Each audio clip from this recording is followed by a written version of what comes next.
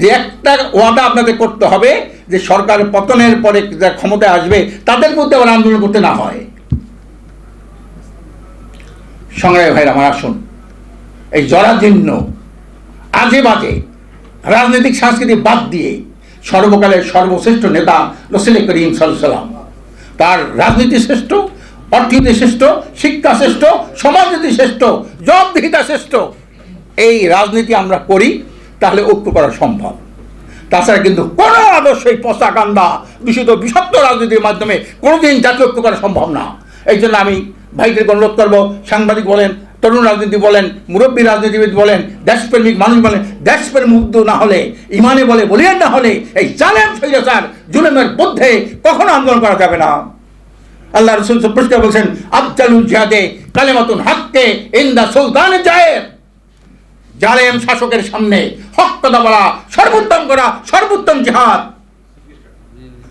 আজকের এই জালেমের মধ্যে একটি আদর্শ, সেটা আমরা দুর্নীতিমুক্ত দেশ চাই, সন্ত্রাস মুক্ত দেশ চাই, জালেম শরীরের ক্ষমতায় দেখতে চাই না।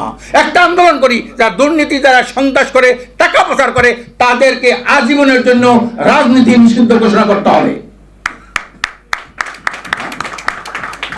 আজকে দুর্নীতি করবে আর রাজনীতি করবে, জনগণের উপরে সওয়ার হইয়া হাজার হাজার কোটি টাকা পাচার করবে, একটা দেশ দ্রব্যমূল্য ক্রয় করে, দেখেন না 9,000 জিনিস 46 লাখ টাকা, হ্যাঁ 36,000 জিনিস 2 কোটি 5 লক্ষ টাকা। মানে কি? জাতীয় দুশ্মন, জাতীয় বেঈমান, জাতীয় গদ্দার, আর হলো পঞ্চম বাহিনীর লোক। এই জন্য প্রিয় দিনী ভাইরা আমার, তরুণ রাজনীতিবিদ ভাইরা আমার, আসুন, বারবার হোঁচট খাওয়া যায় না। এক বুদ্ধিমান এক গর্তে দুইবার পড়ে না। প্রহসন, এরশাদের নির্বাচনকে প্রহসন বলেছি, ৭৩-এর নির্বাচনকে প্রহসন বলেছি, বারবার সবগুলোকেই প্রহসন বলেছি, কিন্তু এখানে নির্বাচনকে তো প্রহসন বলতে পারেন না আপনারা। তাহলে দেখা গেল আমাদের যারা এখন ক্ষমতায় আছে রাজনৈতিক ক্ষেত্রে এখানের চেয়েও খারাপ না।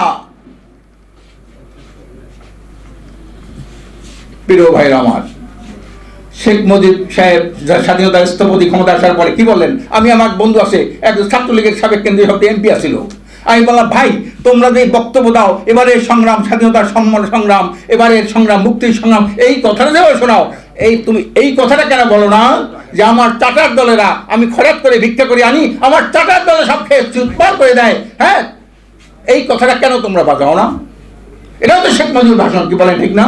এবারের সংগ্রাম স্বাধীনতার সংগ্রাম দেবতার ভাষণ, এবারের সংগ্রাম মুক্তির সংগ্রাম দেবতার ভাষণ। চাটার দল সব চেটে করে খাই শেষ করে ভিক্ষা করে আনি, লজ্জা করে না,